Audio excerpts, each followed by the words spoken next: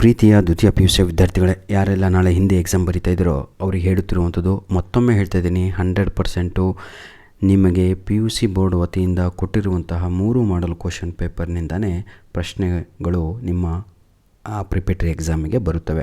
ಯಾಕೆ ಅಂದರೆ ಪ್ರತಿಯೊಂದು ಸಬ್ಜೆಕ್ಟ್ನಲ್ಲಿಯೂ ಕೂಡ ಎಲ್ಲ ಮಾಡಲ್ ಕ್ವಶನ್ ಪೇಪರ್ನಿಂದನೇ ಗ್ರಾಮರ್ ಆಗಿರ್ಬೋದು ಅಥವಾ ನಿಮ್ಮ ಕ್ವಶನ್ ಆನ್ಸರ್ಸ್ ಆಗಿರ್ಬೋದು ಬರ್ತಾ ಇದೆ. ಅಟ್ಲೀಸ್ಟ್ 50% ಅಂತೂ ಹೆಲ್ಪ್ ಆಗುತ್ತೆ. 100% ಹೆಲ್ಪ್ ಆಗಲಿಲ್ಲ ಅಂದರು ಸುಮ್ಮನೆ ಏನೇನೋ ಅದು ಇದು ಓದಿ ಫೇಲ್ ಆಗೋಕ್ಕಿಂತ ಇದನ್ನು ಯೂಸ್ ಮಾಡ್ಕೊಳ್ಳಿ. ಎನಿಹೋ ಈಗ ನೀವು ನಾಳೆ ನಡೆಯಲಿರುವ ನಿಮ್ಮ ಎಕ್ಸಾಮಿಗಾಗಿ ಆಯಿತಾ ಮೊದಲೇ ಕೇಳ್ತೀನಿ, ಯಾಕಂದರೆ ಬಹಳ ಲೇಟ್ ಆಯಿತು ವಿಡಿಯೋ ಅಪ್ಲೋಡ್ ಮಾಡೋದು.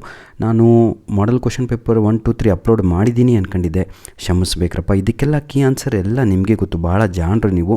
ಈಗ ನನ್ನ ಉದ್ದೇಶ ಏನು ಅಂದರೆ ನಾಳೆ ನೀವೆಲ್ಲರೂ ಕೂಡ ನಿಮ್ಮ ಒಂದು ಪ್ರಿಪೇಟರಿ ಎಕ್ಸಾಮಲ್ಲಿ 100% ತಾಗಳು ಏನು ಬರೀಬೇಕು ಅಂದರೆ ಗ್ರಾಮರನ್ನು ಬರಬೇಕು ಅಂತ. ನನಗೆ ಗ್ರಾಮರ್ ಭಾಳ ಈಸಿ ಹಿಂದಿ, ಹಾಗಾಗಿ ಇದರಲ್ಲಿ ನಿಮಗೆ model question paper 3 P U C board ಕೊಟ್ಟಿದ್ದೆ ಅಲ್ವಾ, ಅದರಲ್ಲಿ ನಾನು ನಿಮ್ಗೆ ಏನು ಮಾಡ್ತೀನಿ ಅಂದರೆ ಗ್ರಾಮರ್ ಪಾರ್ಟ್ ಡಿ ಇದೆ ಅಲ್ವಾ, ಡಿನೇ ಅಲ್ವಾ ಢ ಅಂದರೆ, ಇದನ್ನು ನಾನು ನಿಮಗೆ ಈಗ ಕೀ ಆನ್ಸರನ್ನು ಹೇಳ್ಕೊಡ್ತೀನಿ. ನಾಳೆ ನಿಮ್ಮ ಎಕ್ಸಾಮಿಗೆ ಬಹಳ ಅಂದರೆ ಬಹಳ ಹೆಲ್ಪ್ ಆಗುತ್ತೆ. ಯಾರು ಕೂಡ ವಿಡಿಯೋನ ಮಿಸ್ ಮಾಡ್ಕೋಬೇಡಿ. ಎಕ್ಸಾಮ್ ಆದಮೇಲೆ ಅಯ್ಯೋ ದೇವರೇ ಅನ್ಕೋಬೇಡಿ. ಬನ್ನಿ ಈಗ ನಾವು ವಿದ್ಯಾರ್ಥಿಗಳೇ, ಸಾಗರ್ ಕೆ ಗಹರಾಯಿಯೋ ಮೇ ಕ್ಯಾ ನಹಿ ಹೈ ಅಂತ ಮೊದಲನೆಯ ಪ್ರಶ್ನೆ. ವಾಕ್ಯ ಶುದ್ಧ ಕೀಜಿಯೆ ಅಂತ ಇದೆ. ವಾಕ್ಯ ಶುದ್ಧ ಕೀಜಿಯೆ ಅಂದರೆ ಅರ್ಥವೇನು ಮಕ್ಕಳೇ?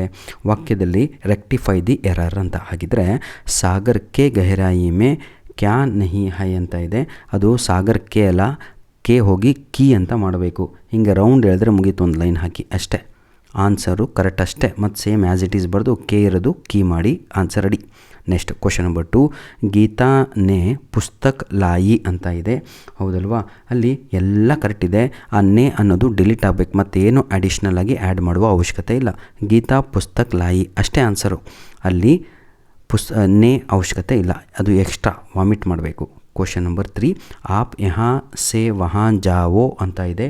ಆಪ್ ಯಹಾ ಸೆ ವಹಾ ಜಾವೋ ಅಂತ ಇದೆ ಅಲ್ವಾ, ಹೌದಲ್ವಾ? ಆಪ್ ಯಹಾ ಸೆ ನೋಡಿ, ಯಹಾ ಸೆ ವಹಾ ಜಾ ಇ ಎ ಅಂತ ಬರೀಬೇಕು, ಹೌದಲ್ವಾ?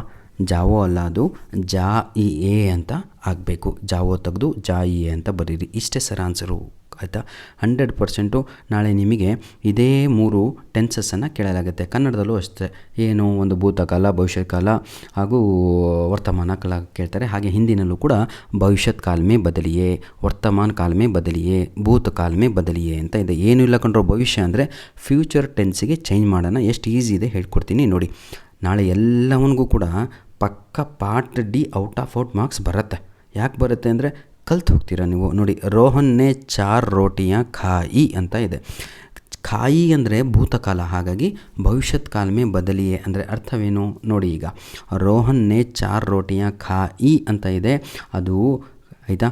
ಖಾಯಿ ಇದೆ ಅಲ್ವಾ, ಅದೇ ತಪ್ಪು. ಅದನ್ನು ತೆಗೆದು ಖಾಯೇಗಾ ಅಂತ ಬರೀಬೇಕು. ನೋಡು, ರೋಹನ್ ನೇ ಇದೆ ಅಲ್ವಾ, ಅದು ತಪ್ಪು, ಅದು ತೆಗಿಬೇಕು. ರೋಹನ್ 4 ರೋಟಿಯ ಖಾಯೇಗಾ ಅಂತ ಬರೀರಿ. ಖಾ ಆದಮೇಲೆ ಎ ಬರೆದು ಗಾ ಅಂತ ಬರೆದ್ರೆ ಮುಗೀತು. ಖಾಯೇಗಾ ಅಂತ ಮಾಡಿ, ಗಾಯಿ ಅಂತ ತೆಗೆದು ಖಾಯೇಗಾ ಅಂತ ಮಾಡಿ. 100% ರೈಟ್ ಆನ್ಸರು. ಕಿಸಾನ್ ಖೇತ್ ಜೋತ್ ರಹಾ ಥಾ ಅಂತ ಇದೆ, ಬಹಳ ಈಸಿ. ಇದನ್ನು ಕರೆಕ್ಟ್ ಇದ್ದೀರಿ ಸೆಂಟೆನ್ಸು. ವರ್ತಮಾನ ಕಾಲದಲ್ಲಿ ಬರೀಬೇಕು. ವರ್ತಮಾನ ಅಂದ್ರೇನು? ಪ್ರೆಸೆಂಟ್ ಟೆನ್ಸಲ್ಲಿ ಬರೀರಿ. ಪ್ರೆಸೆಂಟ್ ಟೆನ್ಸಲ್ಲಿ ಹೇಗೆ ಬರೆಯೋದು ನೋಡಿ, ಕಿಸಾನ್ ಖೇತ್ ಜೋತ್ ರಹಾ ಹೈ ಅಂತ ಬರೀಬೇಕು. ಹೈ ಮಾಡಬೇಕು. ಥಾ ತೆಗೆದು, ಥಾ ಅಂದರೆ ಭೂತಕಾಲ, ಥಾ ತೆಗೆದು ತಗೊಳ್ಳು ಏನು ಮಾಡಬೇಕು, ಹೈ ಅಂತ ಬರೀಬೇಕು. ಹೈ ಹೈ ಹೈ ಅಂತ ಹಾ ಬರೆದು 2 ಮೇಲ್ಗಡೆ ಲೈನ್ ಹೊಡೆದ್ರೆ ಮುಗೀತು. ನೆಕ್ಸ್ಟ್ ಭೂತಕಾಲ ಮೇ ಬದಲಿಯೇ ಅಂತ ಇದೆ. ಏನಿದು ಮುಂಬೈ ಜಾ ರಹಾ ಹೂँ ಅಂತ ಇದೆ. ಭೂತಕಾಲದಲ್ಲಿ ಮಾಡೋದು, ನಾನು ಹೋಗಿದ್ದೆ ಅಂತ ಬರೀರಿ. ಮೈ ಮುಂಬೈ ಹೇಳಿ ನೋಡೋಣ. ಹೂ ತೆಗೆದು ಏನು ಬರೀತೀರಾ? ಥಾ. ಮೈ ಮುಂಬೈ ಜಾ ರಹಾ ಥಾ ಅಂತ ಬರೀಬೇಕು. ಕ್ಲಿಯರ್? ಭೂತಕಾಲ ಮೇ ಬದಲಿಯೇ ಮೈ ಮುಂಬೈ ಜಾ ರಹಾ ಹೂ ಅಂತ ತೆಗೆದು ಥಾ ಅಂತ ಬರೆದ್ರೆ ಮುಗದೇ ಹೋಯಿತು. ಈಗ ಲಿಂಗ್ ಬದಲಿ ಎಷ್ಟು ಈಸಿ ಇದೆ ರೀ. ಭೈಸಾ ಅಂತ ಇದೆ ರೀ ಎಮ್ಮೆ ಬಗ್ಗೆ ಮಾತಾಡ್ತಾ ಇದ್ದಾರೆ ಜನರು. ಹುಡುಗ ಅಂತ ಕೊಟ್ಟರೆ ಹುಡುಗಿ ಅಂತ ಕನ್ನಡದಲ್ಲಿ ಬರೆಯಲ್ವಾ, ಬಾಯ್ ಅಂತ ಕೇಳಿದರೆ ಅಪೋಸಿಟ್ ಜನರೇನು ಗರ್ಲು. ಹಾಗೆ ಭೈಸಾ ಅಂತ ಇದೆ, ಸಾ ಅಂತ.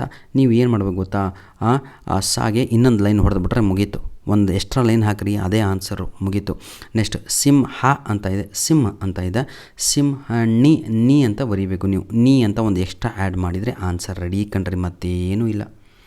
ಚೂಹಿಯಾ ಅಂತ ಇದೆ, ಇದು ಹೆಣ್ಣು ಫೀಮೇಲ್ದು. ಇದನ್ನು ಈಗ ಹುಡುಗ ಮಾಡೋಣ ಆಯಿತಾ. ಇಲ್ಲಿ ಮೇಲ್ಗಡೆ ಇರೋದು ರೌಂಡು ತೆಗಿಬೇಕು, ತೆಗಿಬೇಕು, ಚೂಹ ಅಂತ ಬರೆದ್ರೆ ಮುಗೀತು. ಸೇಮ್ ಸರ್, ಆ ಲೈನ್ ತೆಗೆದು ಈ ಕಡೆ ಹಾಕಬೇಕು, ಚೂಹ ಅಂತ. ನಾಳೆ ಖುಷಿಯಾಗಿ ಬರಬೇಕೆಲ್ಲರೂ ಎಕ್ಸಾಮ್ ಹಾಲಿಂದ. ಅನೇಕ ಶಬ್ದ ಕೇಳಿಯೇ ಏಕ್ ಶಬ್ದ ಲಿಖಿಯೇ ಅಂತ ಇದೆ ನೋಡಿ. ನೀತಿ ಜಾನನೆ ವಾಲಾ ಅಂತ ಇದೆ ನೋಡಿ. ಇದಕ್ಕೆ ಒಂದು ಅರ್ಥವನ್ನು ಬರಿಬೇಕು ನೋಡಿ. ಈಗ ಇಡೀ ಪ್ರಪಂಚವನ್ನು ನಡೆಸುವವ ಅಂತ ಕೇಳಿದರೆ ನಾವು ಅದನ್ನು ಒನ್ ವರ್ಡಲ್ಲಿ ದೇವರು ಅಂತ ಬರಿತೀವಿ. ನಮಗೆ ಪಾಠವನ್ನು ಮಾಡುವವ ಶಿಕ್ಷಕ ಅಂತ. ಹಾಗೆ ನೀತಿ ಜಾನನೆ ವಾಲ, ಅವನಿಗೆ ಹಿಂದಿನಲ್ಲಿ ಏನಂತೀವಿ, ನೀತಿಜ್ಞ ಅಂತ ಕರಿತೀವಿ. ನೀ ಬರೆದು ತೀ ಬರೆದು ಜ್ಞ ಅಂತ ಬರೆದ್ರೆ ಮುಗೀತು ಕಣ್ರಿ, ಮತ್ತೇನೂ ಇಲ್ಲ. ಅರ್ಥ ಆಗಲಿಲ್ವಾ? ಅರ್ಥ ಆಯಿತು ಅನಿಸುತ್ತೆ. ನೆಕ್ಸ್ಟ್ ಅವಸರಕ್ಕೆ ಅನುಸಾರ ಬದಲ್ ಜಾನೆ ವಾಲ ನೋಡಿ. ಅವಸರಕ್ಕೆ ಅನುಸಾರ ಬದಲ್ ಜಾನೆ ವಾಲ, ಅವನಿಗೇನಂತ ಗೊತ್ತಾ, ಅವಸರ ಫಸ್ಟಿಗಿದ್ದಲ್ವ ಅದನ್ನೇ ಬರ್ಕೊಂಡು ವಾದಿ ಅಂತ ಬರೆದ್ರೆ ಮುಗೀತು. ಅವಸರವಾದಿ ಅಂತ, ಅವಸರವಾದಿ ಅಂತ ನೆನ್ಪಿಟ್ಕೊಳ್ಳಿ, ಅವಸರವಾದಿ ಅಂತ. ನೆಕ್ಸ್ಟ್ ಪ್ರತಿದಿನ ಹೋನೆ ವಾಲ ನೋಡಿ. ದಿನನಿತ್ಯ ನಡೆಯುವುದನ್ನು ನಾವು ಏನಂತ ಕರಿತೀವಿ, ದೈನಿಕ್ ಅಂತ ಕರಿತೀವಿ. ಇಂಗ್ಲೀಷಲ್ಲಿ ಡೈಲಿ ರೂಟೀನ್. ಇಲ್ಲಿ ಪ್ರತಿದಿನ ಹೋನೆ ವಾಲ, ಅದನ್ನು ಹಿಂದಿನಲ್ಲಿ ದೈನಿಕ್ ಅಂತ ಕರಿತೀವಿ ಆಯಿತಾ. ನಾನು ಯಾಕೆ ವಿಡಿಯೋ ಮಾಡ್ತಾಯಿದ್ದೀನಿ ಅಂದರೆ, ಬಹಳ ಜನ ವಿದ್ಯಾರ್ಥಿಗಳು ಸರ್ ನೀವು ಏನು ಇಂಪಾರ್ಟೆಂಟ್ ಅಪ್ಲೋಡ್ ಮಾಡಿಲ್ಲ, ನೀವೇನು ನಾನು ಅವಾಗ ಚೆಕ್ ಮಾಡಿ ನೋಡಿದೆ ಕಣ್ರೋ, ಕ್ಷಮಿಸಬೇಕು. ನಾನು ಹಿಂದಿ ಮಾಡಲ್ 1, 2, 3 ಅಪ್ಲೋಡ್ ಮಾಡಿದ್ದೀನಿ ಅಂದ್ಕೊಂಡಿದ್ದೆ. ನಾನು ಲಾಂಗ್ ಬ್ಯಾಕಲ್ಲೇ ಮಾಡಬೇಕಿತ್ತು, ಯಾಕಂದರೆ ಗ್ರಾಮರ್ ಬರೋದು ನನಗೆ. ಎನಿಹೌ ಇವತ್ತು ಮಾಡಿದ್ದೀನಲ್ವ, ನಾಳೆನೇ ಎಕ್ಸಾಮು, ಓದ್ಕೊಳ್ಳಿ. ನಿಮ್ನಲಿಖಿತ ಶಬ್ದೋಂಕೆ ಸಾಥ್ ಉಪಸರ್ಗು ಜೋಡ್ಕರ್ ನಯೇ ಶಬ್ದ ಬನಾಯಿಯೇ ಅಂತ ಇದೆ. ಎಷ್ಟು ಈಸಿ ಕಣ್ರಿ. ಶಾಸನ್ ಅಂತ ಇದೆ ನೋಡಿ. ಅನು ಅಂತ ಬರೆದ್ರೆ ಸಾಕು, ಅನುಶಾಸನ್ ಅಂತ. ಆ ಬರೆದು ನಾ ಬರೆದು ಕೆಳಗಡೆ ಹಿಂಗೆ ರೂ ಒತ್ತು ಕೊಟ್ಬಿಟ್ರೆ ಅನುಶಾಸನ್ ಅಂತ ಆಗತ್ತೆ. ಪೂರ್ತಿ ವರ್ಡ್ ಹಾಕಿ ಬರಿಬೇಕು, ಅರ್ಥ ಆಗತ್ತಾ.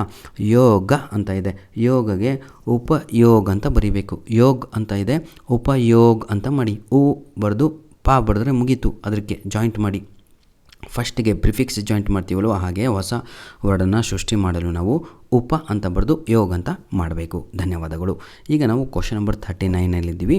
ನಿನ್ನಲಿಖಿತ ಶಬ್ದೋಂಕೆ, ನಿನ್ನಲಿಖಿತ ಅಂದರೆ ಕೆಳಗಡೆ ಕೊಟ್ಟಿರುವಂಥ ಶಬ್ದೋಂಕೆ ಸಾಥ್ ಪ್ರತ್ಯೇಕ ಅಲಕ್ಕರ್ಕೆ, ಏನಿದು ಪ್ರತ್ಯಯ ಅಲಕ್ಕರ್ಕೆ ಲಿಖಿಯೇ ಅಂತ ಇದೆ. ಭಾಳ ಈಸಿ ಕಣ್ರಿ.